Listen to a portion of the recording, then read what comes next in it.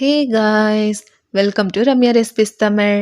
இன்னைக்கு நம்ம பார்க்க போகிற ரெசிபி விநாயகர் சதுர்த்தி ஸ்பெஷல் இலை கொழுக்கட்டை தான் ஃப்ரெண்ட்ஸ் பார்க்க போகிறோம்.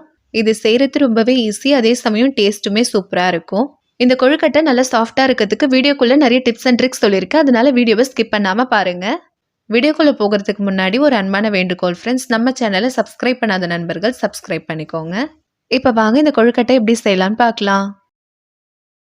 ஃபஸ்ட்டு மாவு பிசையறதுக்கு ஒரு பாத்திரத்தில் கொஞ்சமாக தண்ணி எடுத்து வச்சுருக்கேன். இது நல்லா கொதிச்சு வரட்டும். இப்போ ஒரு பவுலில் 2 கப் அளவுக்கு அரிசி மாவு சேர்த்துக்கலாம். நான் இன்றைக்கி வீட்டில் அரைச்ச அரிசி மாவு தான் யூஸ் பண்ணியிருக்கேன். நீங்கள் இதுக்கு பதிலாக கடையில் விற்கக்கூடிய இடியாப்ப மாவு கூட யூஸ் பண்ணிக்கலாம். கொஞ்சமாக உப்பு சேர்த்துக்கலாம்.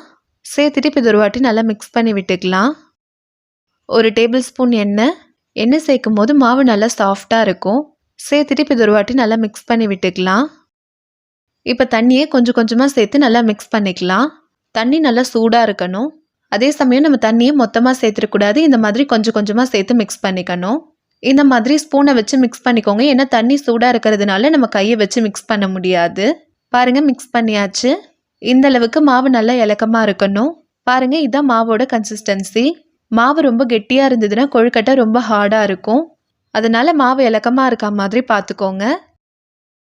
இப்போ இது மூடி போட்டு மூடிடலாம். இது ஒரு 5 நிமிஷம் போல் அப்படியே இருக்கட்டும். அதுக்குள்ளே நம்ம கொழுக்கட்டைக்குள்ளே வைக்க பூரணம் ரெடி பண்ணிக்கலாம். அதுக்கு ஒரு கடாயில் 1 கப் அளவுக்கு வெல்லம் சேர்த்துக்கலாம். இப்போ வெல்லம் கரையிறதுக்கு கொஞ்சமாக தண்ணி சேர்த்துக்கலாம். தண்ணி அதிகமாக சேர்த்துற வேணாம், வெல்லம் கரையிறதுக்கு மட்டும் கொஞ்சமாக தண்ணி சேர்த்தா போதும். சேர்த்துட்டு இது ஒரு வாட்டி நல்லா மிக்ஸ் பண்ணி விட்டுக்கலாம். வெல்லம் நல்லா கரைஞ்சி வரட்டும். பாருங்கள், இப்போ வெல்லம் முழுமையாக கரைஞ்சிடுச்சு. இப்போ இதை வடிகட்டிக்கலாம். இப்போ ஒரு கடாய் வச்சு நம்ம வடிகட்டி வச்சிருக்க வெள்ளை கரைசலை சேர்த்துக்கலாம்.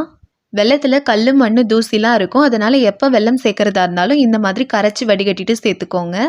இப்போ இது நல்லா கொதிச்சு வரட்டும். நம்ம அதுக்கப்புறமா மற்ற பொருள்லாம் சேர்த்துக்கலாம். பாருங்கள், இப்போ கொதிச்சு நல்லா திக்காகி வந்திருக்கு. இப்போ இது கூடவே 1 கப் அளவுக்கு துருவி வச்ச தேங்காவை சேர்த்துக்கலாம். 3 டேபிள் ஸ்பூன் அளவுக்கு பாசிப்பருப்பை நல்லா வாஷ் பண்ணி குழைய வேக வச்சு எடுத்து வச்சுருக்கேன். அதை சேர்த்துக்கலாம். சேர்த்துட்டு இது ஒரு வாட்டி நல்லா மிக்ஸ் பண்ணி விட்டுக்கலாம். பாசிப்பருப்பு சேர்க்கும் போது இதுக்கு ஒரு நல்ல பைண்டிங் கொடுக்கும். அதே சமயம் டேஸ்ட்டுமே சூப்பராக இருக்கும். உங்களுக்கு பாசிப்பருப்பு சேர்க்க விருப்பம் இல்லைன்னா நீங்கள் இது ஸ்கிப் பண்ணிக்கலாம், உங்களோட விருப்பம் தான். ஆனால் சேர்த்து செய்யும் போது இதோட டேஸ்ட்டே சூப்பராக இருக்கும். 1/4 டீஸ்பூன் ஏலக்காய் தூள் சேர்த்துக்கலாம். சேர்த்துட்டு இது ஒரு வாட்டி நல்லா மிக்ஸ் பண்ணி விட்டுக்கலாம். இது இன்னும் கொஞ்சம் நல்லா திக்காகணும். அதனால ஒரு 5 நிமிஷம் போல் அப்படியே இருக்கட்டும்.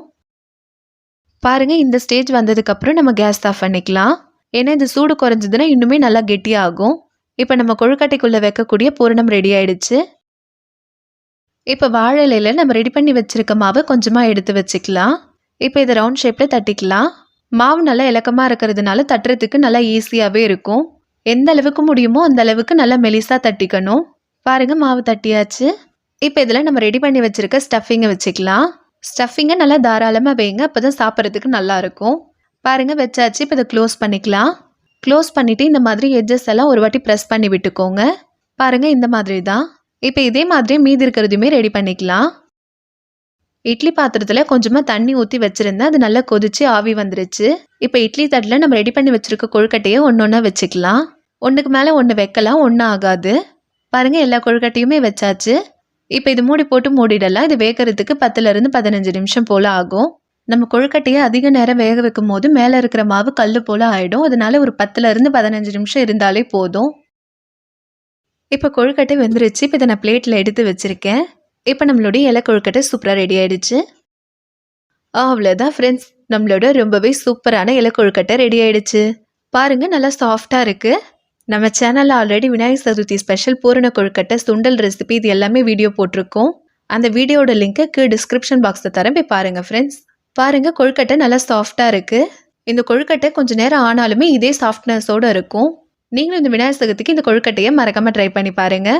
இந்த வீடியோ உங்களுக்கு பிடிச்சிருந்ததுன்னா லைக் பண்ணுங்கள், கமெண்ட் பண்ணுங்கள், ஷேர் பண்ணுங்கள். மறக்காமல் நம்ம சேனலை சப்ஸ்கிரைப் பண்ணிக்கோங்க. தேங்க்யூ.